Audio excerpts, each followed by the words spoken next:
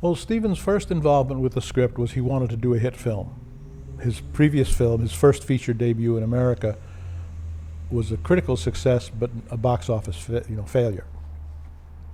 So he, career-wise, figured he had to have a pop success. And he saw the script for Jaws in the Zanuck Brown office and said, "I'd like to direct this." And they said okay, because they had good luck with him, and they had a good relationship.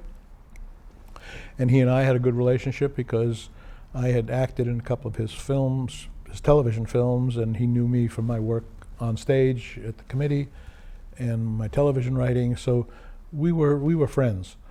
And he thought it would be a good idea if I came on location, even as an actor, just to be around. I was hired first as an actor to play Meadows, the publisher of the town paper, and the co-conspirator with the mayor on keeping the lid on the shark story. And then he showed a memo that I had written about the script to the producers, and they asked if I could join them for a meeting. So I met Steven and Zanuck and Brown at the Bel Air Hotel, and we talked for hours. And then they said, "Well, Steven's leaving to start work in Boston and Martha's Vineyard on the movie. Can you go if we hire you as a writer to do like a dialogue polish?" And although I was employed at the time on television at The Odd Couple, I was a story editor, I quit my day job and went to Boston with Steven. He had specified that the studio rent a house for him to live in rather than stay in a hotel on location. And we got a house with a housekeeper, and there were extra bedrooms there, so I moved in. We shared a house and lived together. We were roommates. Different rooms, but we were living in the house. And we had an opportunity to discuss the script 24/7. We had no place else to go. He was on the set directing, I was back in the cabin writing. If I was on the set acting, we'd be talking about the scenes that we were shooting. And I'd go back to the cabin on days when I wasn't needed as an actor and write and try to finish the script. And it changed considerably from the script that even Steven had started with. The love affair between Hooper and Ellen Brody was completely cut because once we had the actors in place and saw them, they were such agreeable personalities, such nice people, you just couldn't envision them having this sordid affair behind the back of the police chief.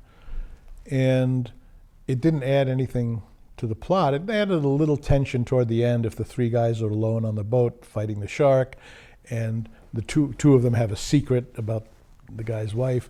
That would lend some tension to the stuff. But to develop that subplot, that B story, would have cost us time and money, and it just was not worth it. And it wasn't necessary to the story. The whole job of adapting a book to make a movie is to figure out what you need to tell the story and what's superfluous. It's mostly a job of pruning. The first job is just cutting away the underbrush to get to see clearly what the trail is like. And so that's what we did. And the trail was very specific, point A to point B, and anything that didn't fit in that narrative could be cut or just, be a kind of a sideline joke. Our job was to make it a very human story about three very different men, a loving family relationship, a prove yourself to the community, town gown kind of arrangement, and then of course the whole last half of the movie, which is the contest with the fish. One of the great contributors to that success of that movie, for which she got an Academy Award. She was a regular guest at dinner, and Steven would see her every day after work, going over the dailies and what sequences had been assembled. And she was cutting the film as we were shooting it, and every change, she was instrumental in reminding us, well, if you change this here, you've got to change that there, and also you have to change something that happens earlier. And then you have to figure out, well, have we already shot that, or have we already shot the other piece? And if we did, How do we make it work? Do we have to reshoot something? Do we have to add some lines of dialogue? And it was a very active collaboration. Universal Studios was just beginning to explore marketing and synchronicity and related ancillary outlets. The first lunchbox, it was Jaws lunchboxes and Jaws t-shirts and Jaws mugs.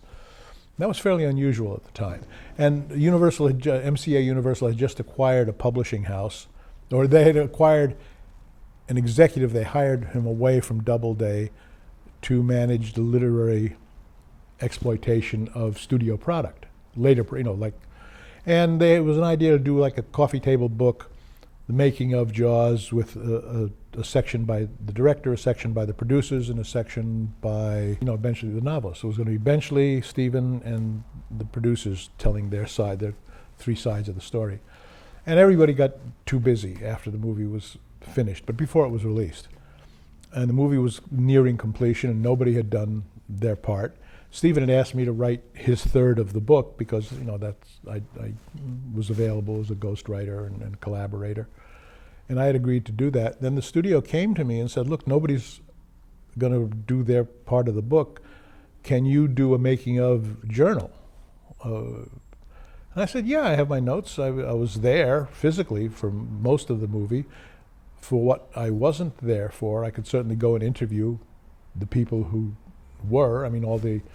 All the players off camera and in pre-production. I interviewed everybody I could.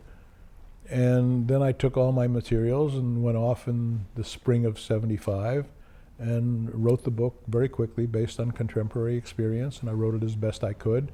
And my model for the book was a wonderful book about the making of a movie called Picture by Lillian Hellman, who wrote about the making of The Red Badge of Courage, which was directed by John Huston and starred Audie Murphy.